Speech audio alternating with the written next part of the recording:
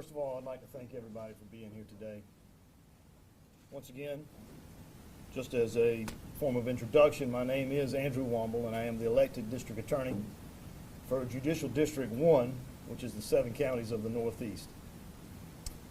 We're going to have this conference today. I have some prepared remarks that I'll be reading from. I have copies of those already prepared that you may pick up in the press packet. If you would like to have us email those to you, if you would supply us with an email, we'll be happy to do so.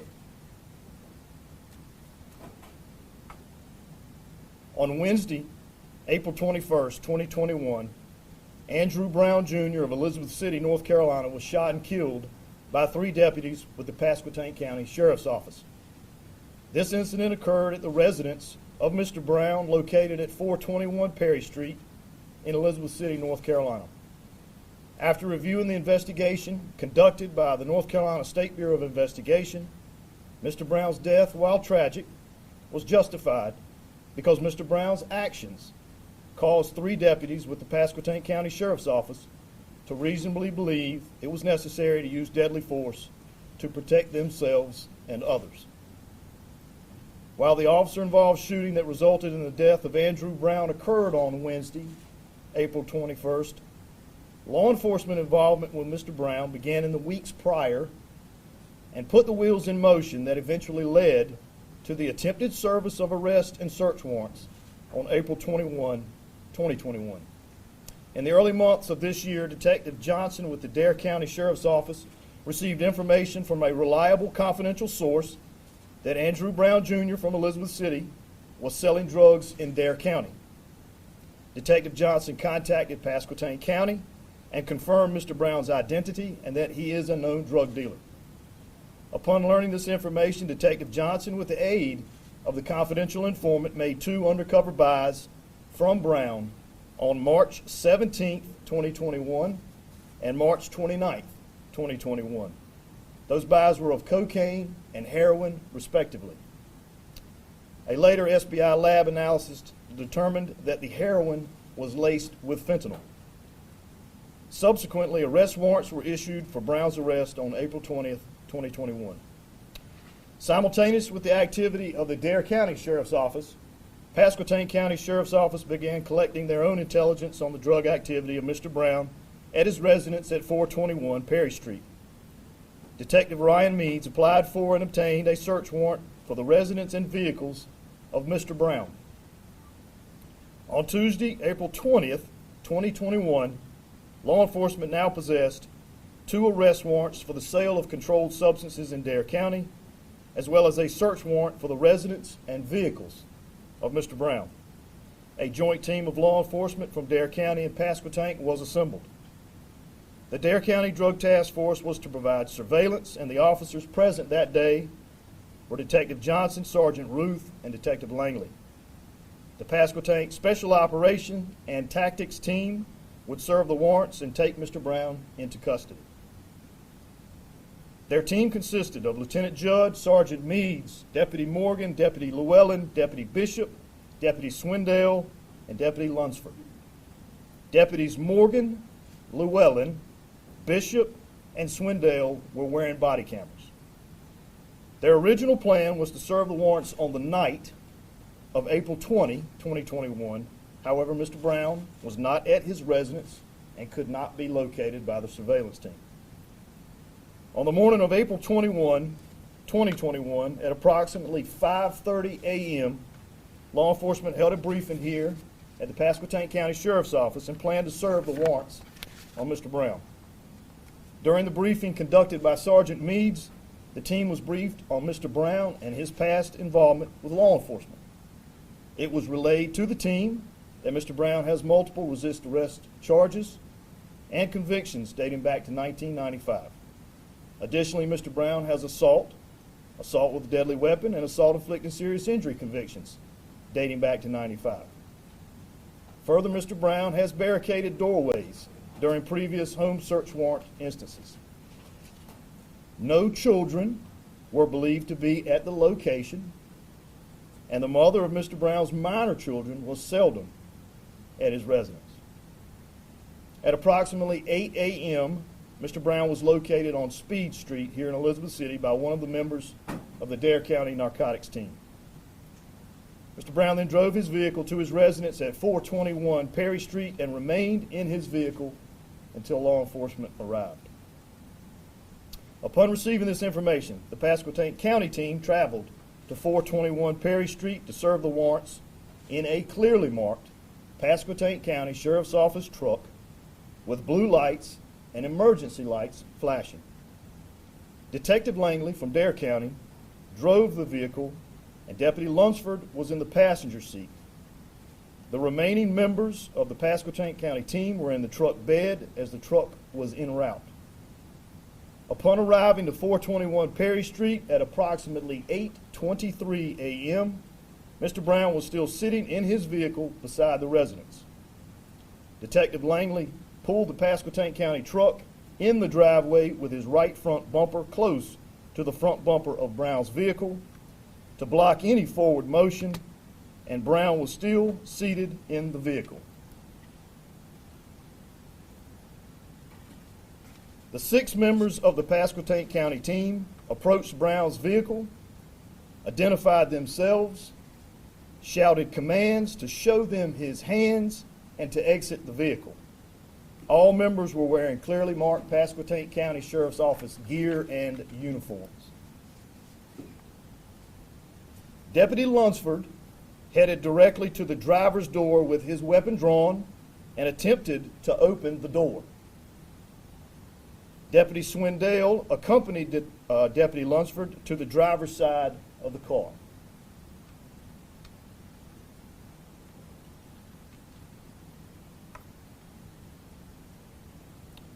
Deputy Llewellyn went around the Pasquotank County truck and approached the vehicle from the front passenger side, and Deputy Bishop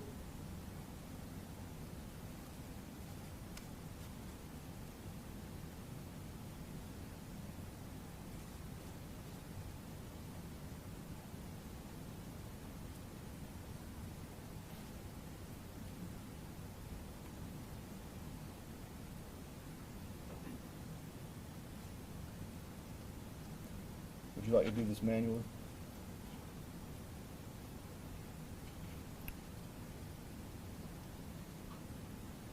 Deputy Llewellyn went around the Pasquotank County truck and approached the vehicle from the front passenger side, and Deputy Bishop and Sergeant Meads were directly in front of Brown's car.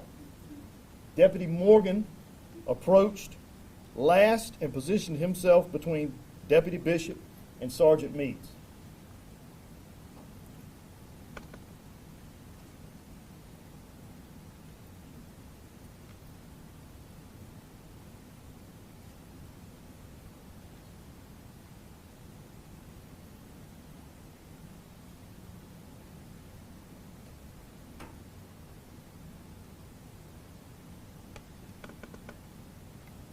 Nothing ever works the way it's supposed to, does it? If you'll just be patient.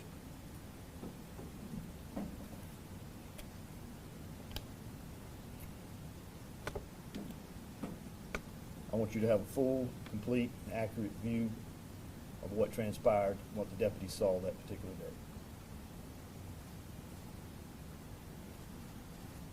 Right there, stop.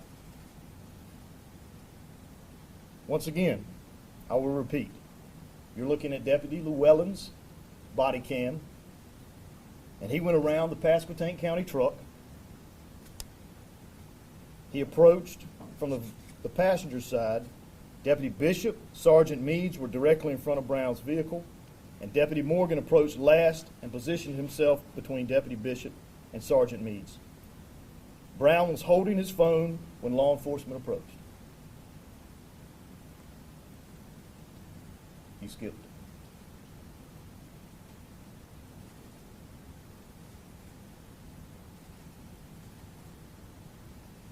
Can you back up?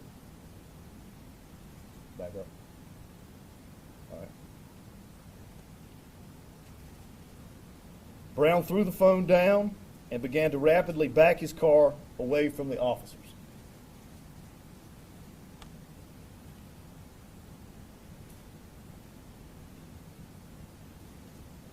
taking it out? Am I completely offline at this point?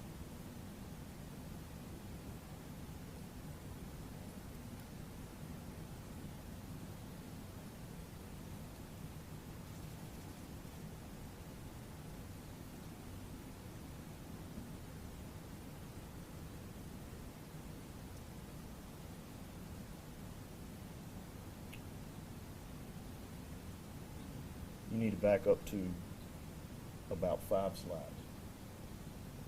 You'll leave it right there. You're at photo 11. If you would back up to photo 6.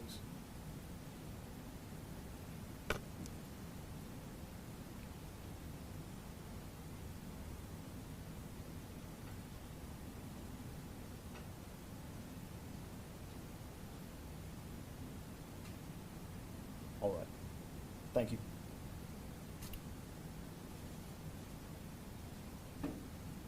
Andrew, at this point, I will just give you the nod to move forward, okay?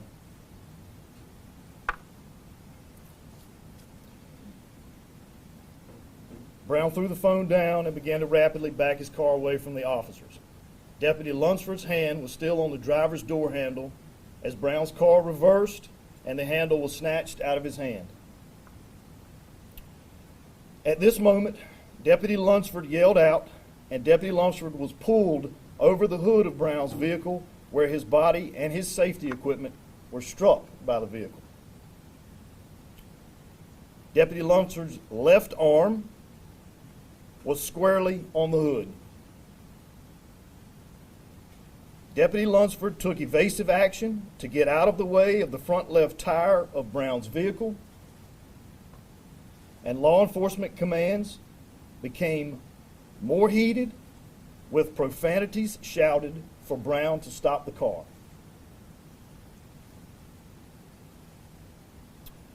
Brown ignored the officer's commands and backed his car until he was blocked by the rear of his residence.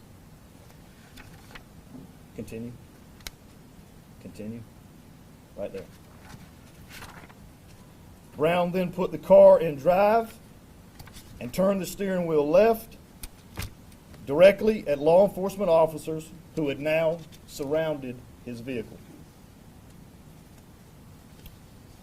Despite this tense situation and the aggressive driving by Mr. Brown, no law enforcement officer fired a shot. As Brown's car starts forward, Deputy Lunsford was now positioned directly in front of the vehicle, and all officers were shouting commands to stop. Brown ignored the commands and drove directly at Deputy Lunsford. Deputy Lunsford used his left hand to push off of the hood.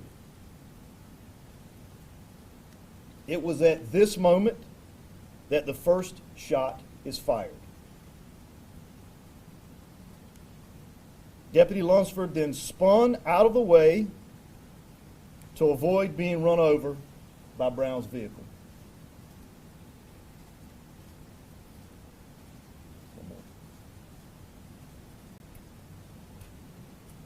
According to the North Carolina Justice Academy forensic analyst Cason Reynolds, the first shot was fired by Sergeant Meads, and it entered the front windshield of Mr. Brown's car. Let me say that again. It entered the front windshield of Mr. Brown's car. Brown's car continued forward, passing Deputy Lunsford, Deputy Morgan, and Sergeant Meads, and several shots are heard. One shot entered the passenger window and struck Brown in the shoulder. Several more entered the rear passenger side door and window.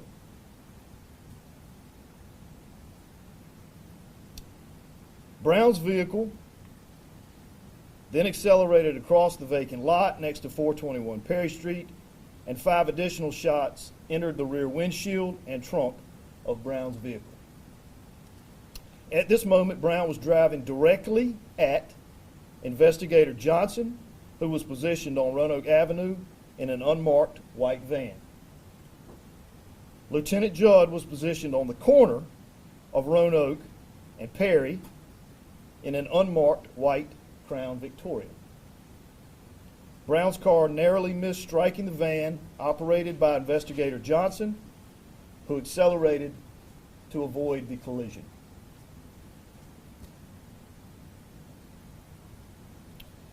Brown's vehicle crossed Roanoke Avenue and struck a tree in the residence on Roanoke Avenue and came to rest.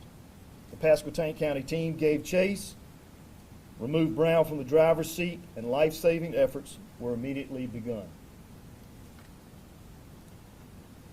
At 8:24, deputies notified dispatch of shots fired.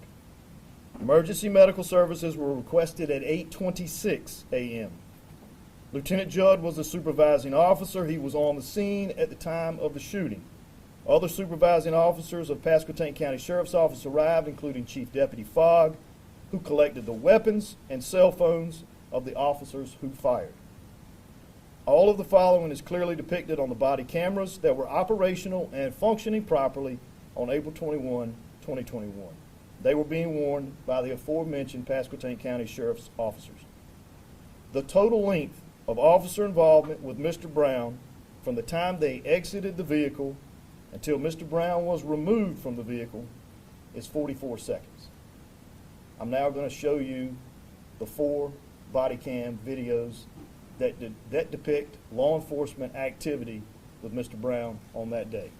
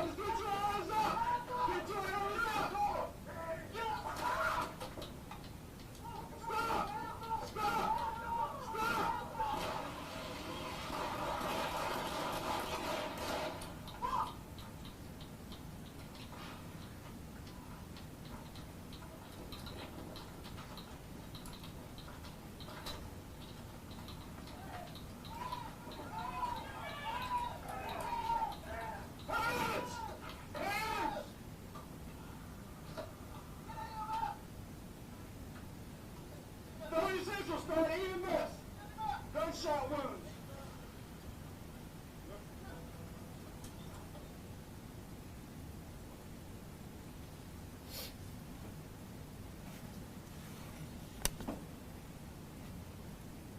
At approximately 9 o'clock on April 21, 2021, I received a call from Special Agent in Charge Michelle Rogers with the North Carolina State Bureau of Investigation informing me of the officer-involved shooting. Sheriff Tommy Wooten and I jointly requested the SBI conduct a thorough investigation of the shooting. Shortly after speaking with Special Agent Rogers, I contacted District Attorney Investigator John Young to meet me at our office here in Elizabeth City and to proceed with me to the scene of the incident. We viewed the scene, and later that day I met with Sheriff Wooten, Special Agent Rogers, members of the SBI team that would conduct the investigation. On May 11th, 2021, the SBI lead case agent, Jason Godfrey, began releasing the SBI report gathered to the District Attorney's office. I immediately began review of the written SBI reports and other documents as investigated by the SBI. I reviewed the SBI investigation, which included interviews of the deputies involved with the Pasquotank County Sheriff's Office, interviews of civilian witnesses, interview of Dr. Karen L. Kelly, a forensic pathologist at the Brody School of Medicine at East Carolina University in Greenville, photographs of the scene, ballistics and trajectory report of Cason Reynolds, analysis of weapons and shell casings, the law enforcement personnel records of the deputies involved, video footage of the body cameras at the scene, and the crime scene report. In addition, I have met or had telephone contact with Jason Godfrey practically every day since April 21, 2021. Agent Godfrey and I viewed the trajectory rod analysis performed by Agent Candace Pegram and assisted by Agents Rob Evans and Stephen Stile on April 22nd, 2021. Further, I sought advice and counsel from numerous elected district attorneys around the state who have had recent experience with officer-involved shooting cases. There are 14 houses near 421 Perry Street, and each location was canvassed for evidence and witnesses. 4 civilians provided statements to law enforcement. Ms. Demetria Williams stated she lived in the vicinity of 421 Perry Street and heard gunshots from inside of her residence.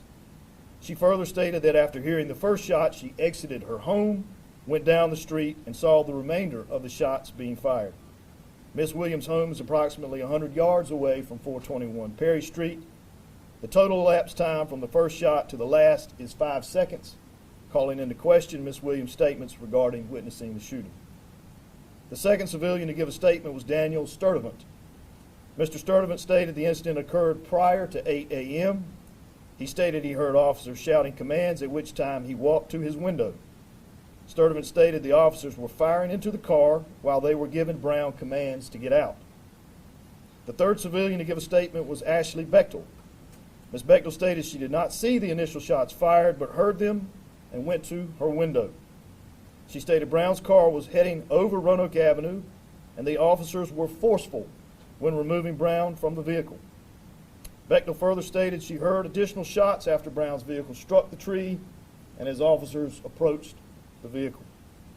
The fourth civilian to give a statement was Amber Santiago. Ms. Santiago stated she was in a relationship with Mr. Brown and stated they had a telephone conversation the night before where Brown stated he believed the police were following him. Ms. Santiago further stated that Mr. Brown said he was going to stay at a hotel rather than staying at his residence at 421 Perry Street. The weapons used by the 3 Pasquotank County deputies who fired were 2 Glock 17 handguns and an AR-15 .223 rifle. These weapons were seized and provided to the SBI. The SBI recovered 14 spent shell casings, 9 from the Glock 17 handguns and 5 from the AR-15 rifle. These 14 spent shell casings were recovered from the cement driveway and in the yard adjacent to 421 Perry Street. These 14 shell casings were consistent with the body cam videos and physical examination of Brown's car as being fired by the deputies. On April 21, 2021, Mr. Brown's body was transported to the medical examiner's office in Greenville, North Carolina, where an autopsy was performed. The autopsy was conducted by Dr. Karen L. Kelly, a forensic pathologist of the medical examiner's office at the Brody School of Medicine in Greenville. That was done on Thursday, April 22nd, 2021. The autopsy was witnessed by Special Agent Cowan with the North Carolina SBI, and a written report was produced of the findings. Although the autopsy and toxicology reports have not been finalized at this time, I had telephone contact with Dr. Kelly on May 12th, at which time we discussed her findings. Dr. Kelly determined Brown suffered 2 gunshot wounds, one to the right shoulder, upper arm that was non-lethal, and a second wound to the back of the head at the base of the skull near the hairline. There were 3 bullet fragments recovered from the wound to the back of the head. Dr. Kelly found multiple abrasions on Brown's right arm, right leg, and on his back. Dr. Kelly advised me that these injuries were superficial and appeared to be made by shrapnel. Additionally, Dr. Kelly recovered a plastic baggie containing an off-white, rock-like substance from inside of Mr. Brown's mouth.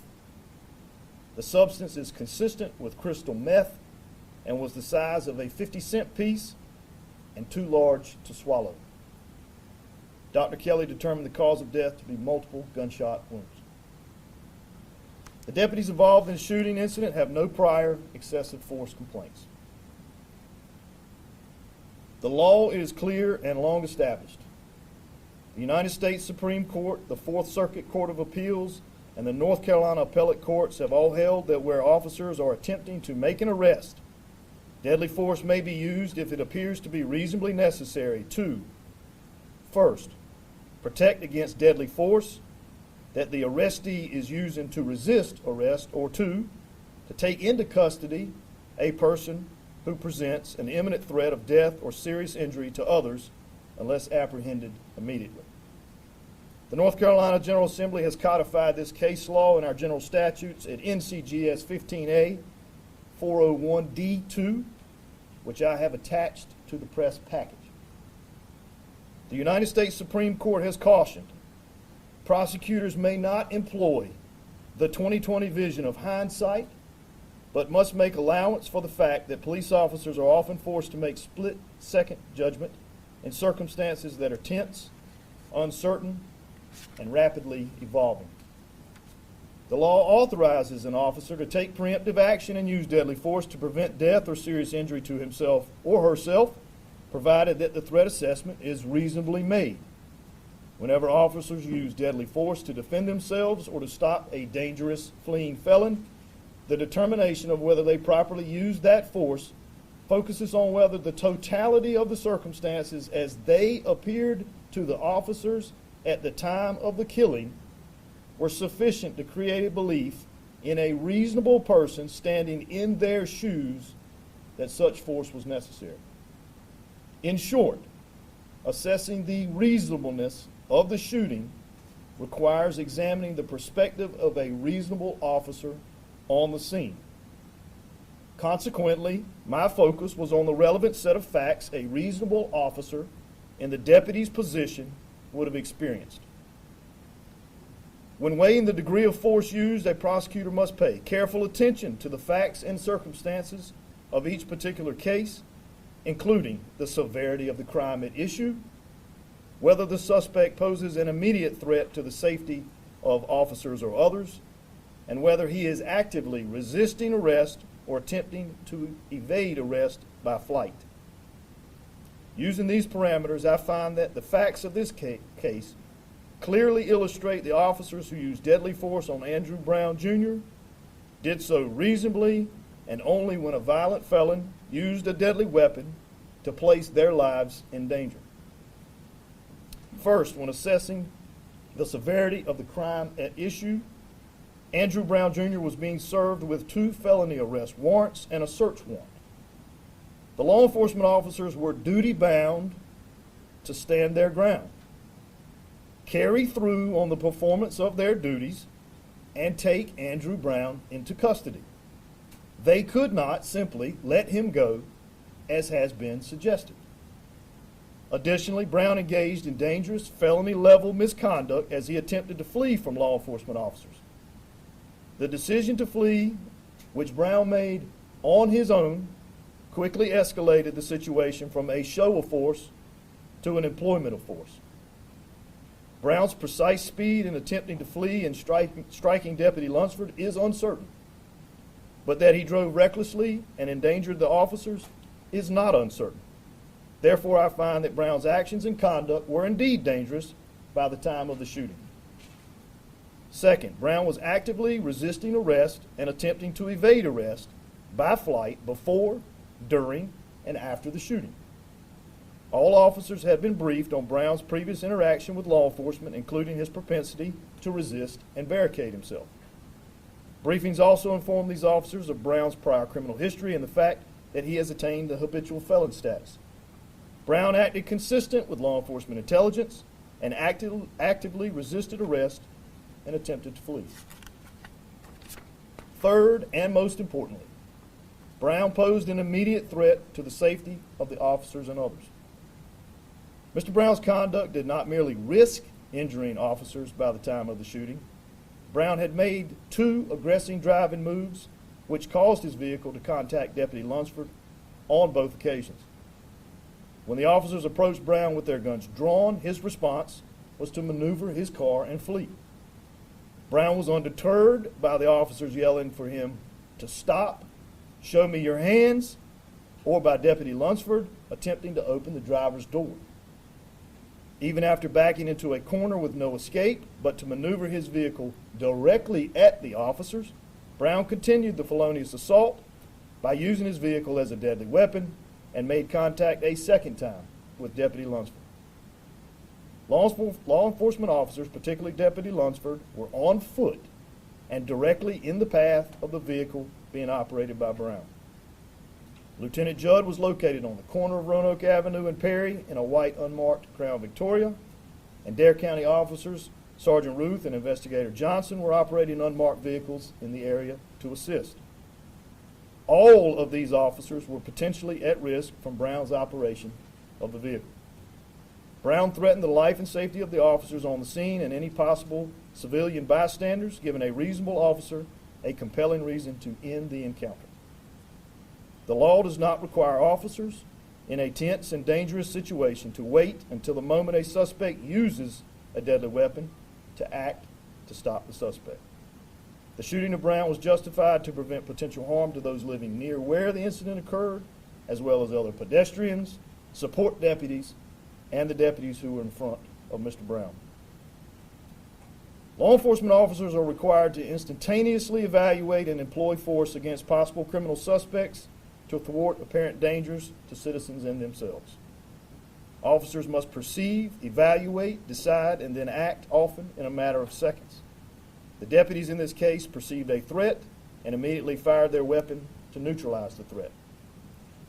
The perceived danger to the officer must only be apparent, not actual, in order to justify the use of deadly force.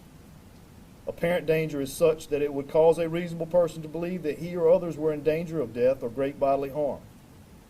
Although there is evidence of actual danger to the officers, under the law there was also apparent danger.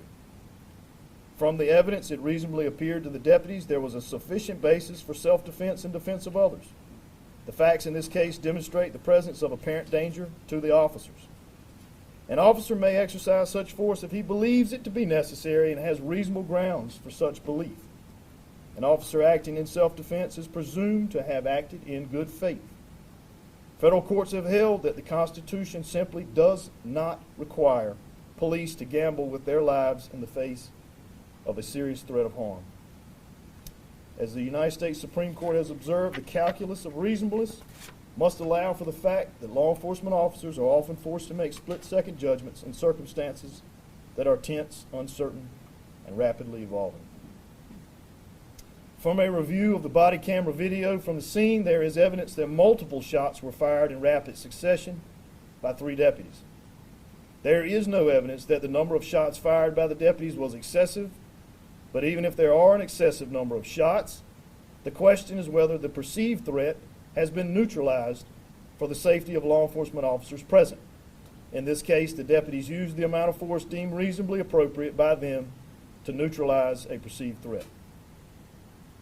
Based upon my review of the facts of this case, I have determined that the shooting of Andrew Brown on April 21st, 2021 was justified to protect the safety and lives of the deputies on the scene.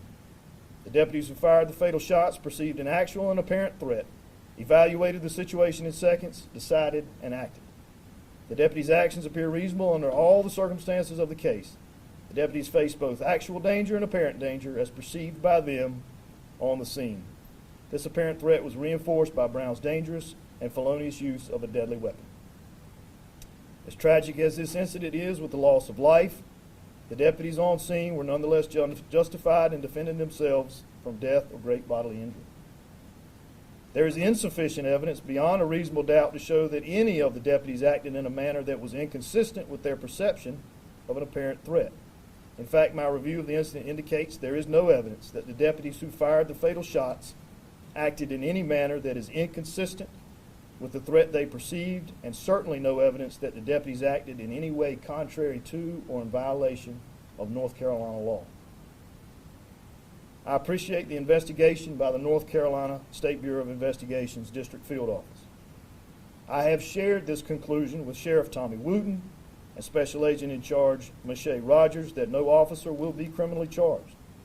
The officers' actions were consistent with their training and fully supported under the law in protecting their lives and this community. Confrontations between police and citizens in which deadly force is used are among the most important cases the District Attorney's Office will ever handle.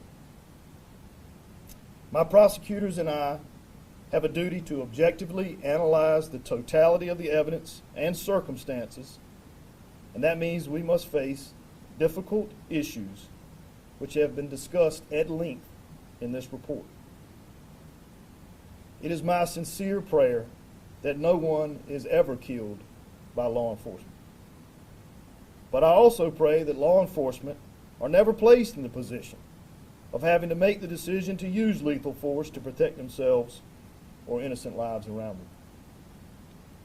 I want our community to understand that this office put significant effort into ensuring that this decision was based on the facts, the evidence, and the law, and not on public opinion.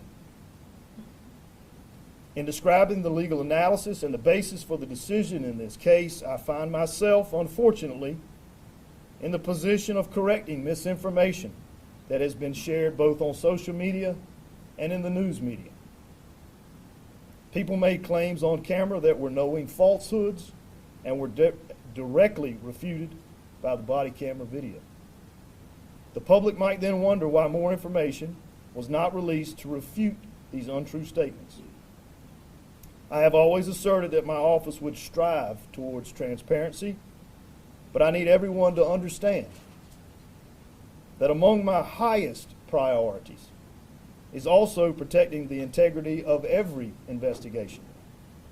Releasing information before any investigation is complete can taint the case, preventing an objectively verifiable investigation and perhaps even the possibility of prosecution. In an ongoing investigation, details are closely guarded to help measure the truthfulness of witnesses and, should someone be charged, preserve the defendant's right to a fair trial. I know that a lack of accurate information is frustrating to the public and the media that operate on a 24-hour news cycle, but in this age of instant media and the impulse to immediately form an opinion, I'm asking that as we move forward, we remind ourselves that in these cases, we should not jump to conclusions until all the facts are out. I will always be guided by my oath of office, by the United States and the North Carolina Constitution and the North Carolina General Statutes. Justice demands nothing less. Thank you. Yes, sir. Do you think all the facts are out? You told us that you don't know how fast the car was going, whether the car was decelerating or accelerating. And the still images you showed us told a different story before the first shot was fired. Once you put the video in motion, it looked like Brown was turning away from the officer. I'm sorry, your question is? How do you respond to that? What was the question? Are you sure all the facts are in? You said you don't know if the car was decelerating or accelerating. I know that all of the facts that I needed to make this decision are in. Well, isn't that important? That's Yes, important. the facts- If you look at the video, in motion, it looks like he's turning away before the first shot is fired. That's important. Sir, there are several cases. There is a litany of cases in our American jurisprudence where shots are fired into still cars that aren't moving. So the speed at which Mr. Brown is moving at the officers, there is one particular case,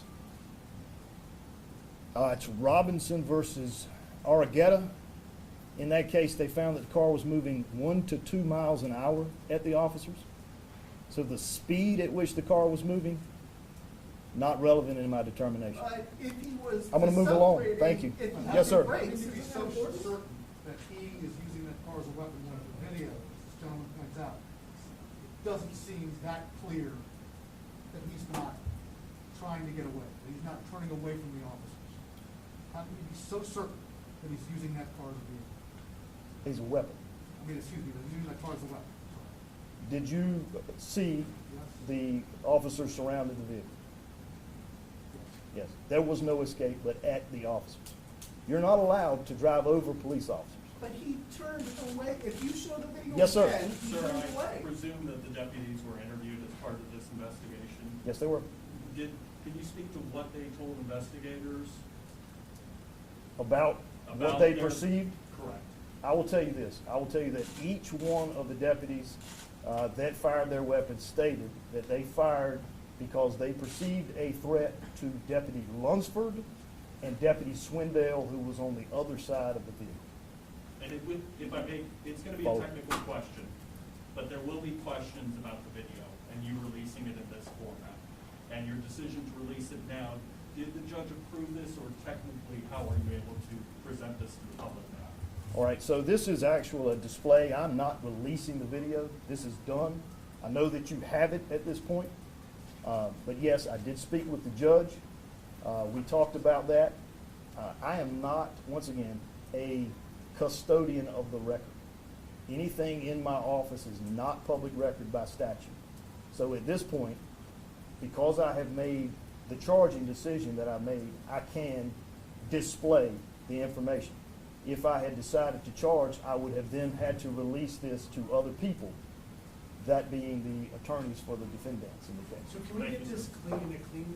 Can the media get the video of you having this presentation? Any other release of this will be done through the courts. It just, Okay.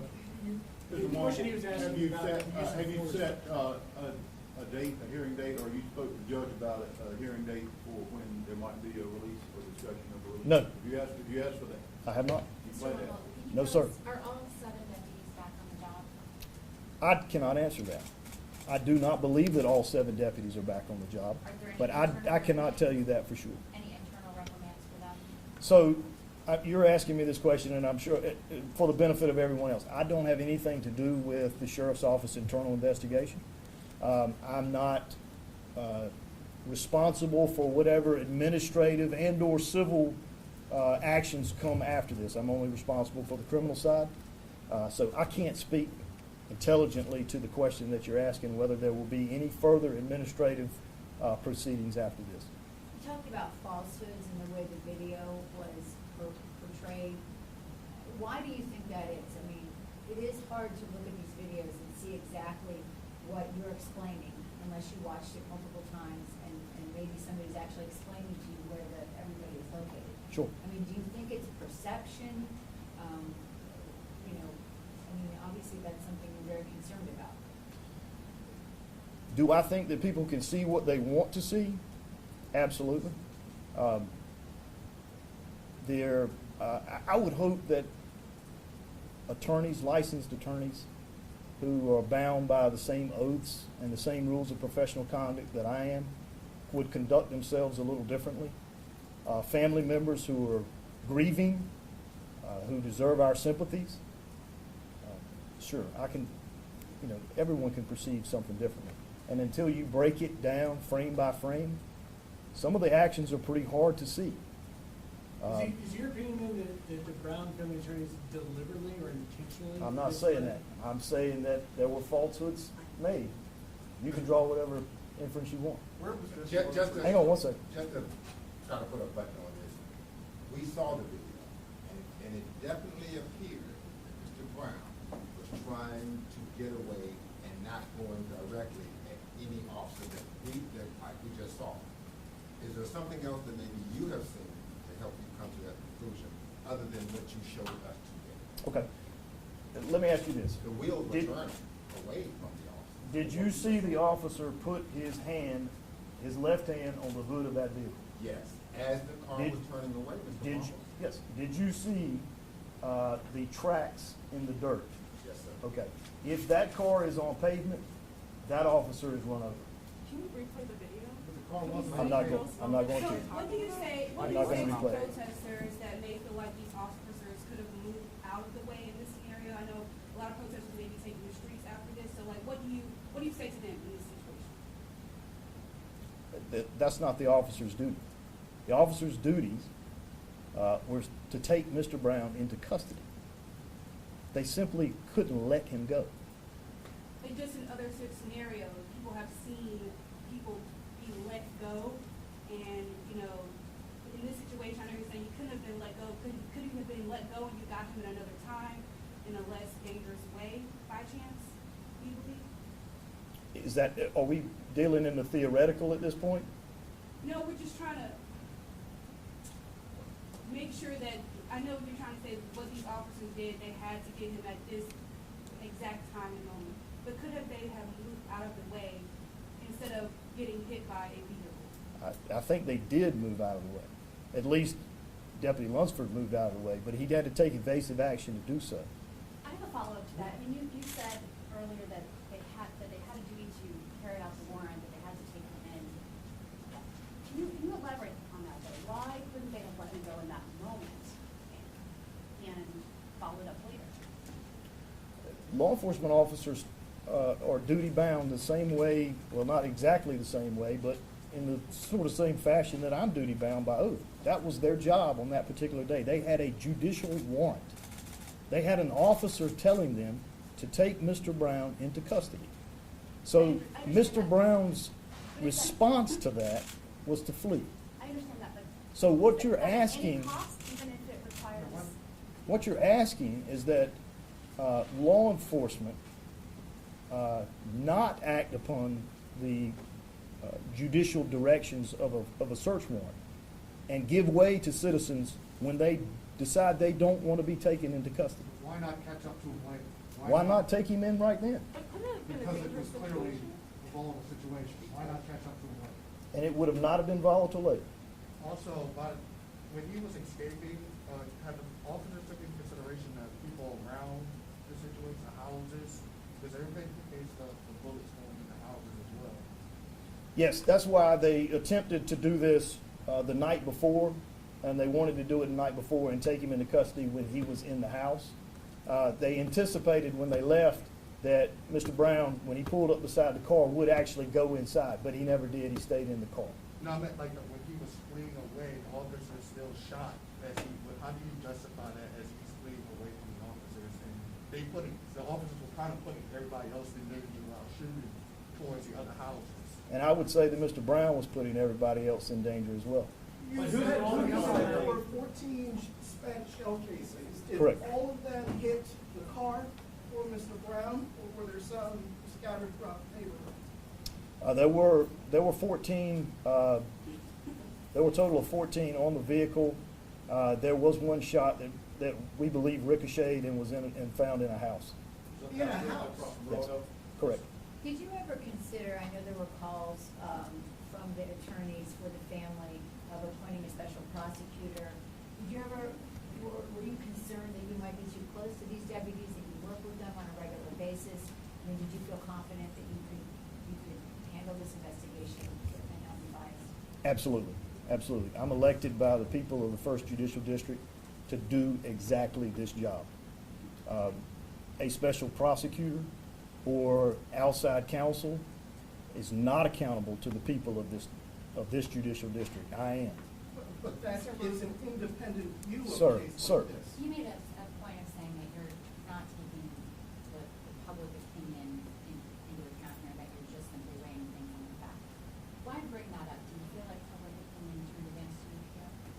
No, I want to make sure, I want the community to completely understand that the right to protest is certainly important. The need for information is important. The transparency aspect, accountability of my office.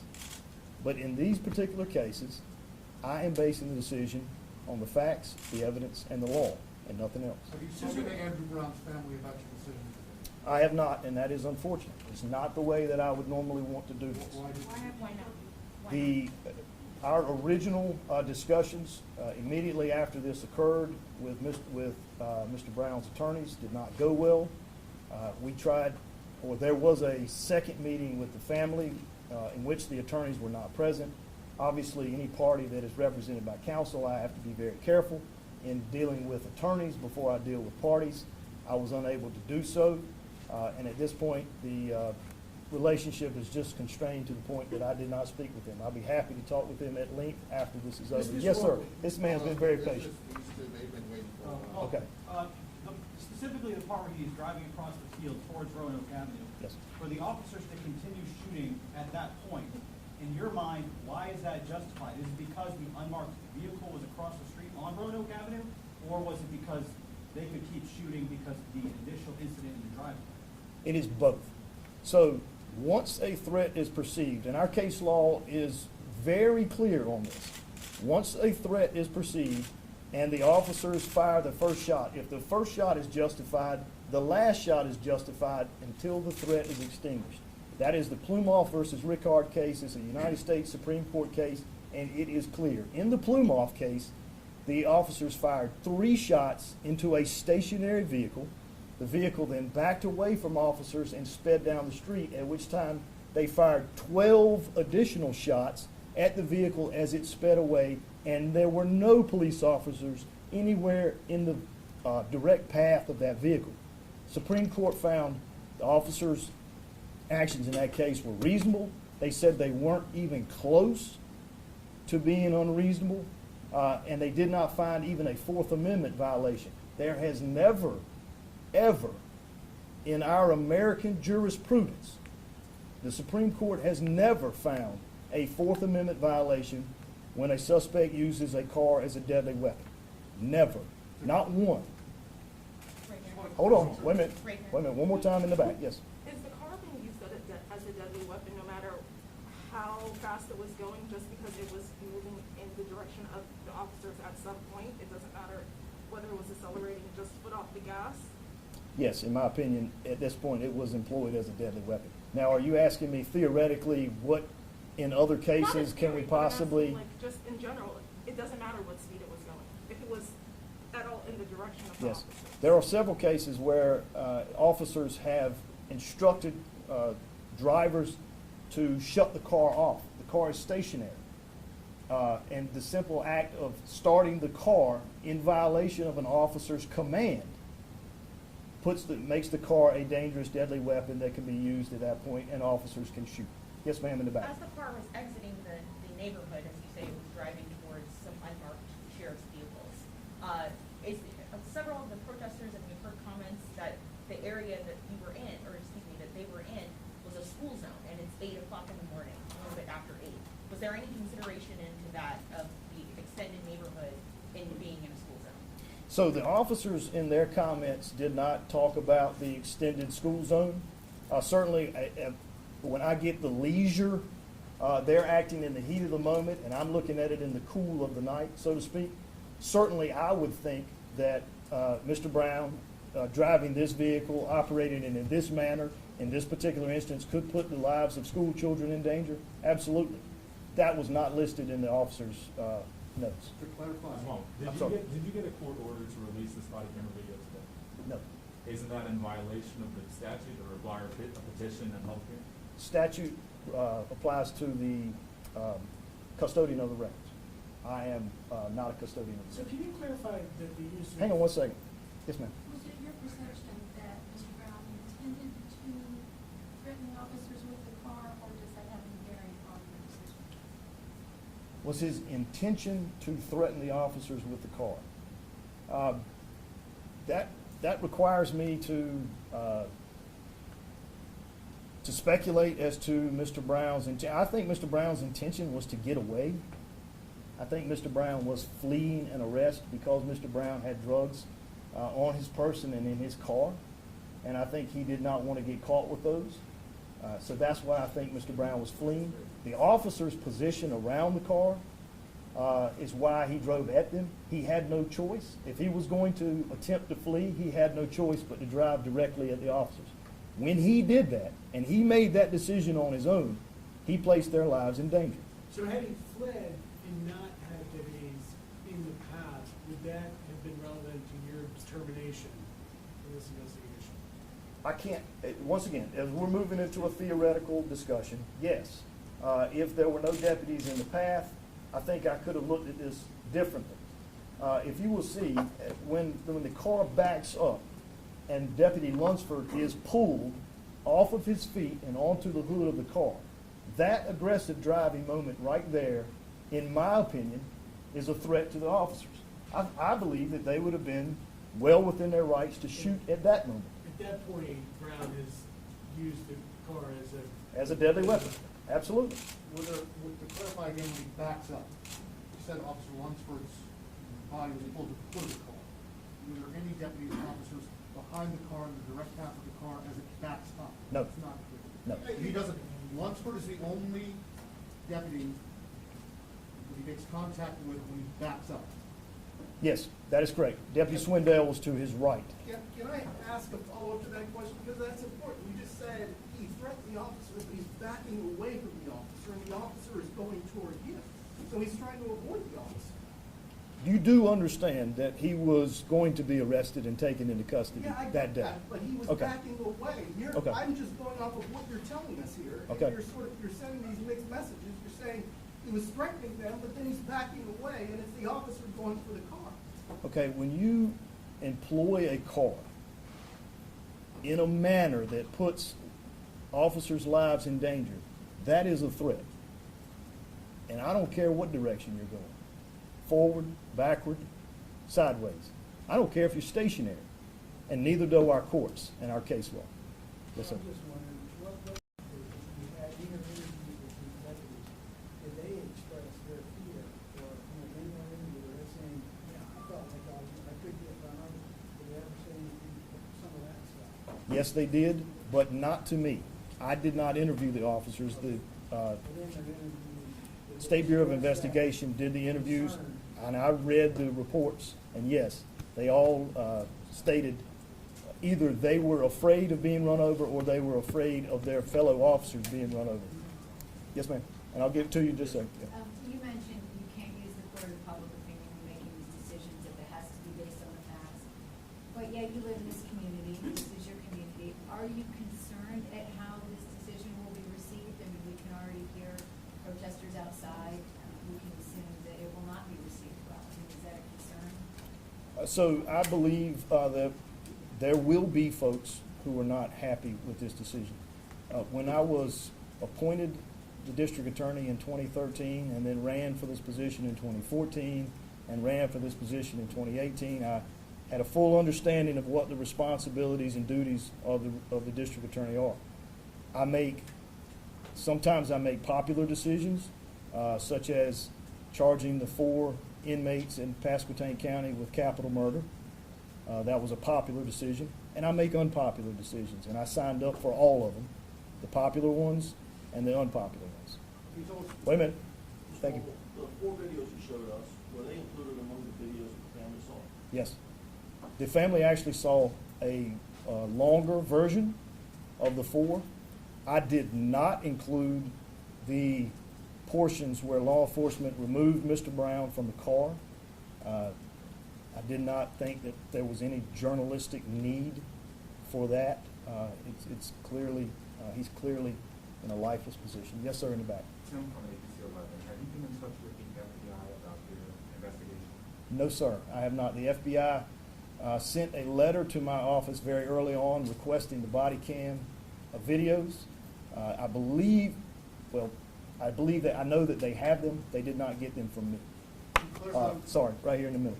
Mr. Brown was driving toward an unmarked van that had a law enforcement officer in it while the Pacific officers were shooting toward Brown's car. Obviously, his car passed very close to the unmarked van.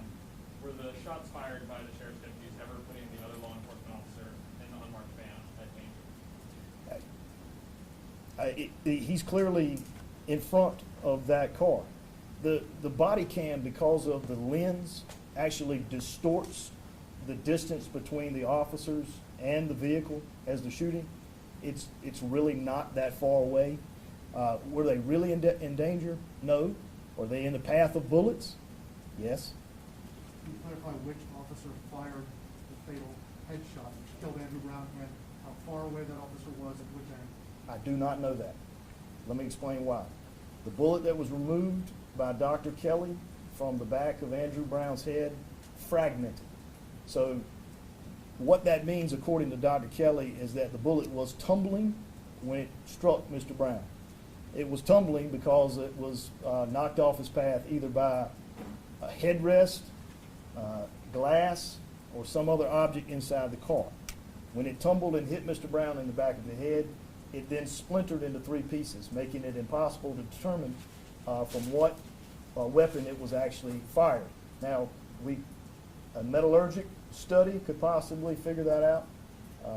It's not relevant to my decision, and I didn't need that information. Yes, ma'am, went the way back. Yes, so you said before that the intention was to arrest Mr. Brown, but in the 14 shell casings that were found, that were spent at the scene, is there any question in your mind to whether or not why deputies would shoot directly at someone's head in a vehicle rather than shooting surrounding the vehicle to potentially stop the vehicle and take someone into custody, if that was their intention to bring him into custody?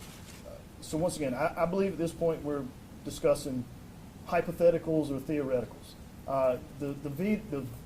Mr. Brown's vehicle shows multiple shots into the side of the vehicle. There is the one shot in the front windshield that came from Sergeant Meads, and then there's several in the back windshield as the car is moving away. So there are several shots into the body of the vehicle itself from a very close distance. One could think that that was to disable the vehicle. Was that question asked? It's not in the officer's notes. It's not in there about what they were trying to do other than extinguish a threat. Will any of those officers' notes be in the information that you're releasing today? No, ma'am. And that file within my office will stay within my office. That is our policy. I do not release any files because they're not public record, and that is our stated policy here. I'm doing this only because of the obvious notoriety of this particular case. Man in the back. So at what point did you determine that he was using the vehicle as a weapon? Was it when the deputy's arm was on the hood of the car, or when he put the car into drive? You're asking me at what point did I make that determination? Yes. So, once again, the standard of what I need to look at is what a reasonable officer on the scene would have perceived. Not necessarily what District Attorney Andrew Womble would perceive. But I'm going to answer your question. Your question is, when do I think he employed the vehicle as a deadly weapon? I believe he employed it as a deadly weapon the moment he did not respond to officers' commands to show them his hands and get out of the car. When he used the car in contravention of their commands, at that point he has demonstrated his willingness to use that vehicle in any manner he deems necessary to evade lawful arrest. Sure. I think that for us in the national, this case especially highlighted the North Carolina law regarding body camera. Yes, sir. I think it's also fair to say that video evidence has kind of changed law enforcement and how you're able to examine cases. I wanted to see your perspective of the North Carolina law regarding the release of body cameras. Was it useful for your office in this case? Is it a useful law? Would you like to see any changes? You know, this was the first opportunity that I've had to deal with this particular body cam statute. For the purposes of the district attorney's office and what my duties are in all investigations, all criminal investigations, I found the statute to be very useful, very purposefully written, very useful. It gives an opportunity for anyone who's depicted to have an opportunity to view that, and I think that is important. Could that have been done earlier? Possibly, but once again, the statute dictates how petitions are to be filed and requests are to be filed and how they're supposed to be made. I'm not going to get into whether that was done early on and in the right manner in order to allow the sheriff to make that early disclosure to the family. But with respect to criminal investigations, my job, as I stated, it is of the highest importance. I have to protect the orderly administration of justice in all cases, and that's mass murders. That's whether it's law enforcement being investigated. That's sexual assault cases. That's breaking and enterings and petty larceny, and it doesn't matter. So that is my job, and I take it very seriously, and that is why I took the position that I took with regard to this, and I will take it in every instance that involves body cameras or other law enforcement cameras. I want to see it. I want to conduct my investigation. I want it done correctly without the taint, without the possibility that other people have seen it and are now going to interject things that we cannot objectively verify again. I want that investigation done properly. I think that protects everybody involved, not only victims, their families, but potentially the people charged. I think Mr. someone Marvin, hear you that mentioned statement as you don't necessarily want to see have the sunlight come to these kind of events and to the public. It's your state not necessarily, but the public to see these raw events and make their own determinations. I'm not following. You're just attributing said- something to me. What did you say? I think some people might feel that what you just said is that you may not necessarily want the sunlight to open up these and these videos to be out in the public place before an individual like yourself is in a determination capability once they've done their investigation. Am I attributing what you say wrong, or? No, I think that is correct. I think I brought it today for the purposes of accountability and transparency. I think, as I said before, and I believe I said this at the hearing, you will get an opportunity to see it. The public has a right to see it. Our courts are open. Our Constitution says that the courts in this state are open. So in one of two ways, this would have been exposed. Either I would have exposed it in a court while at trial, and you would have had to wait, or I can expose it today because I'm not bringing in criminal Mr. charges. Marvin, you Hold on mentioned- one second. I'll come right back to you, I promise. Thank you. Can you clarify when deputies were hit, what part of their bodies were hit, and whether there were any injuries sustained? I cannot clarify whether there are any injuries sustained. I do not know that. Deputy Lunsford was struck, from the video, it looks clear to me, he struck up the entire left side of his body. I cannot tell, and it does not indicate in his statement whether the car rolled over his foot. He clearly yells. You hear him yell when the handle is snatched out of his hand. He loses his balance. So, Deputy. Is that when he gets struck during that? That is correct. That is correct. He struck up the left side of his body, and he moves When he's pulled over? and he moves his left leg out of the way. And yes, his upper body is pulled across the Is that the only hood of the car. contact, physical contact with that? No. The second physical contact is when the car is moving forward. Deputy Lunsford then puts out his left hand to brace himself and spins his left leg again up and around to get out of the way. I'll come back to this, Jim.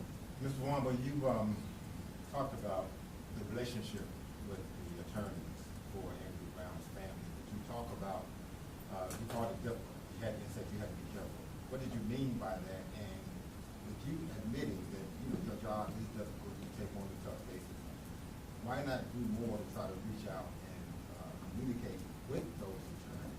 Because they are speaking to the masses, if you will, but we're not hearing a lot from them. So why not try to, really spend some time with the attorneys, talk about that relationship and the problem that you say there is there. So, we had a meeting very early, possibly the second day, maybe April 22nd, with attorneys involved in the case. After I met with attorneys, they held a press conference and disclosed information that we had had a discussion. It was my belief that that conversation was going to be private between us, and we were going to have a working relationship. Once the rules of the game changed, then I knew I had to protect the integrity of the investigation and keep the information that I had within my office. Attorneys in this case who are purporting to represent the family aren't licensed to practice law in this state. So in order to represent someone in the state of North Carolina, you must either be a licensed attorney in this state or admitted pro hoc vice. To my knowledge, there were several attorneys who were purporting to represent members of the family who were not either one of those things, either licensed attorneys or admitted pro hoc vice. So I can't discuss with them. And third, when I have an ethical obligation not to deal with someone that I know is represented by counsel without dealing with counsel. So that put a barrier between myself and the Brown family. One that I think, in all honesty, we could have done a better job to repair that relationship prior to this. And it's unfortunate, and I don't like the way that played out. The Yes, sir. Pasadena County Sheriff's Office has a use of force policy regarding moving Yes, it does. vehicles. I'm looking at it now. It says shots fired at a moving vehicle involve additional considerations and risks and are rarely effective. When feasible, deputies should take reasonable steps to move out of the path of an approaching vehicle instead of discharging their firearm at the vehicle or any of its occupants. Did that play any role into your decision today, and were you aware of it? I am aware of it. I have a copy of it, and no, it did not. In the Follow-up back. question to what I asked earlier, you said the duty of the officers was to arrest Brown, which is why they couldn't move out of the way and let him go in this situation. Have you seen other situations where officers were going to serve a search warrant and they let that person go because the situation got too dangerous or because they couldn't arrest him at that time? No, right off the top of my head, I cannot. And why did you not, I why cannot was think. that not a part of your decision, the law that I think Zach just mentioned about? That's an administrative policy. It's not part of the criminal statute and what I need with respect to determining criminal liability or criminal negligence. That's administrative only. Yes, sir, in the back. Just to clarify, and this might be an obvious question for you, but if anybody's unhappy with your decision today, is there any other recourse or redress that they have, or is this it? The ballot box. What would you say to how do you like to say to the Brown family now, and their representatives now? I think that would be self-serving to do that right now. I will reach out to the Brown family and I'll have that private conversation if they want to have it. Yes, Do you think the I'll move videos- around, I'm sorry. Do you think the videos should be released in their entirety so the public can take a look and make decisions for themselves? Because it's hard to see with the snippets, I mean, In their entirety? No, I do not think they should be released in their entirety. I think they should be released, or I see no problem at this point with them releasing any law enforcement involvement with Mr. Brown. Anything after that, it's really falls under the personnel policy. If it doesn't have any involvement with Mr. Brown, then I think that should be redacted. Let me work my way around. Yes, sir, in the back. Just want to go back to the moment where you were saying about you didn't care if the car was stationary, moving sideways, backwards, but for officers to use deadly force because simply the person is in the vehicle, what is that precedent? What stops lethal force from being used from someone who's not pulling over during a traffic stop or other things of the like? Well, there are three factors that law enforcement should consider when engaged in that. And number one is the severity of the crime at issue. So once again, we've moved from, when I was discussing that, we had moved from the facts of this particular case into a theoretical discussion about use of force. So can I foresee an instance in a traffic stop where a person does not obey commands of law enforcement and they were to employ deadly force, for the instance, or like for example, a crash or attempting to maneuver someone's vehicle into a crash, I would call that pretty deadly, and they do it all the time. Yes, sir, in the back. Can you clearly explain again why you're able to display parts of the video today but not release it? I'm having trouble understanding how to be able to do that under the law. Can you explain that again? Okay, because that particular statute as written deals with a custodian of the record, of which I am not, okay? I am not a custodian of these records. These records come to me through the custodian's office as part of a criminal investigation. There's a separate statute under our North Carolina Public Records Law at 132, 4.1, I think. Nothing in my office is public record. So it is within my discretion at that point to release. I would never release or show or display evidence of a criminal case. So now I'm at the point where there is not a criminal case, and I can do this for the purposes of accountability, transparency, and because of the national notoriety of this particular case. Yes, sir, in the middle. A couple technical legal questions. One, the officers were duty bound to execute the warrants, obviously execute the arrest warrant. The search warrants were returned unexecuted. Why is that? The house was in fact, searched is not a right word. The house was entered. It was cased, for lack of a better word, for officer safety, but was never searched. So that search warrant was never executed on the house. The vehicle that Mr. Brown was driving was one of those vehicles subject to the search warrant, so that was brought in here in the police station. Does that answer your question? Not entirely. The second vehicle that was on the search warrant, was that ever searched? It was not. Why was that vehicle in the house not searched? Seemed a little bit beyond the scope at that point. There obviously wouldn't been any criminal charges brought against Mr. Brown. There wouldn't been any need to search that vehicle. Second technical legal question. Yeah. You said you had talked to the judge earlier in making the decision to disclose some of this video. Was that conversation ex parte with the judge? I'm sorry? Was that conversation with the judge ex parte? Yes, it was. Yes, sir. I'm sorry. I do appreciate you taking the time to answer all of our questions. Sure. Could I go back to the administrative policy, which you said you didn't consider? But that policy is something that the officers involved should have adhered to, right? For the purposes of their employment with the Pasquotank County Sheriff's Office, you'd have to ask the sheriff.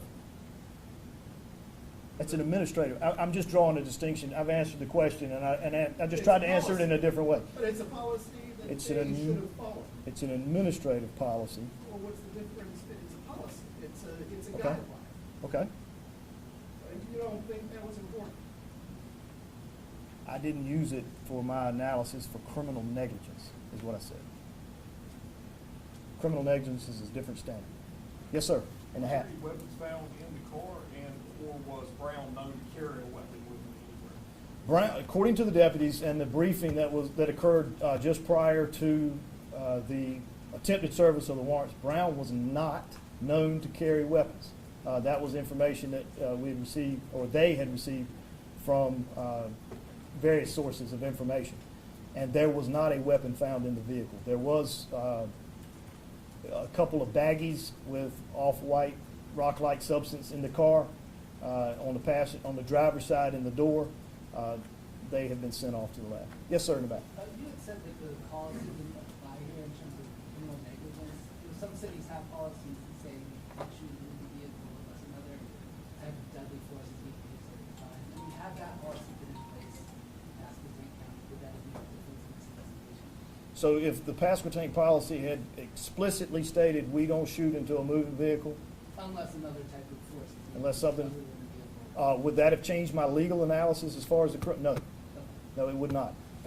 These deputies, these officers that are involved in this particular case are afforded the same protections as officers in Murphy, in Wilmington, in Raleigh, in Charlotte, anywhere else in the state. And those are the statewide criminal protections of the general statutes and their case law. And that's what I use, not necessarily the Pasquotank. Yes, ma'am, in the back. Thank you. May have missed this, but were drugs found in his car,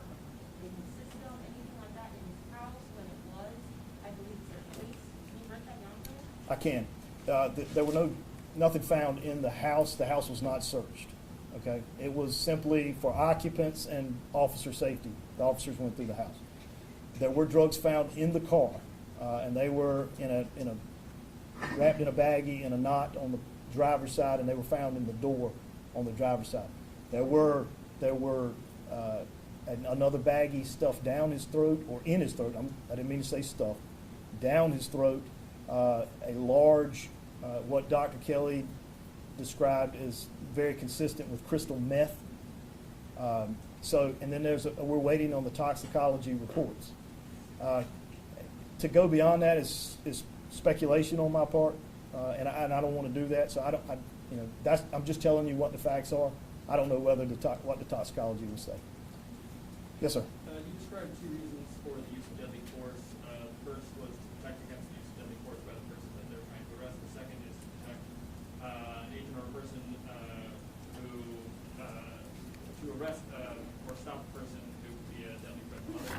In this instance, are you saying that Mr. Brown was a deadly threat to others because of the use of his vehicle, or because of the nature of his charges that they were serving the arrest warrant on?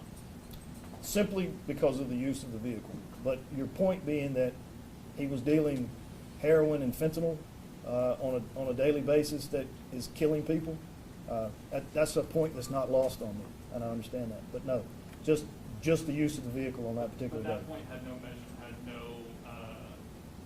calculation of safety or calculation of use of deadly force. The charges that they were trying to arrest him on were not under consideration for your analysis of use of deadly force against Mr. Brown. Once again, there is the Supreme Court in Plumhoff set forth various factors that one ought to consider when dealing with these cases. And the very first is the severity of the crime at issue. So it does play into a part. The baggie that was in his throat, Yes, sir. that was discovered during an autopsy? It was. Any explanation given why it took that long to discover that? I will give you my best explanation, and one that's not included in the report, is because Mr. Brown was clearly deceased on the scene. And while there were life-saving efforts applied to him, I don't anticipate that he was intubated. I don't know anything about that, so I'm speculating a little bit here. But because of his condition on the scene, it was minimal life-saving efforts performed, which is why they didn't find him. Any reason why you didn't show more of those life-saving measures at the end? You know, all across the country, people are showing more of these videos, and they're showing how officers attempted to save lives. We did not see any of that. Yes. When the officers removed Mr. Brown from the vehicle to try to do the life-saving efforts, the location of the wound on Mr. Brown's head is clearly visible.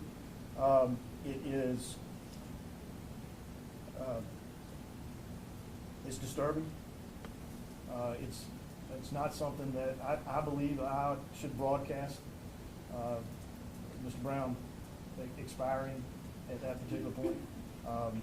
For the purposes of my legal analysis, it didn't have any bearing on when they used deadly force, whether they tried to save his life afterwards. So I decided to stop it there because the law enforcement purpose ended at that point, and I just didn't see any reason to subject Mr. Brown's family to having those pictures and images of their loved one on the scene in that condition. Can I circle back on the characterization? Obviously, the Brown family, the protesters in the streets say that what they saw on the tape was an execution. You've said, there's a lot of falsehoods in the statement. So how would you characterize what we saw in the video?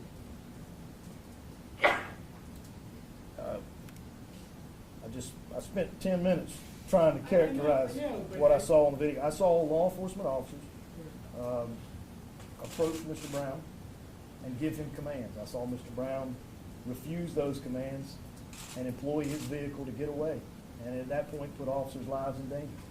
I saw the law enforcement officers fan out around the vehicle to stop all of his ingress or egress, all of his movements. Mr. Brown had one choice, or he had two choices. He could comply or he could try to flee. And when he tried to flee, he put their lives in danger. In this particular instance, I found the officers were simply doing their job and acted reasonably. Thank y'all for your time. I appreciate you coming. That'll conclude. No, sir. That'll conclude my remarks. Thank you. Thank you, sir. You said you were having some handouts too? I have them right over here. And if you want to leave your email address, I'll be happy to send them to you. Oh, I'm sorry. That's all right.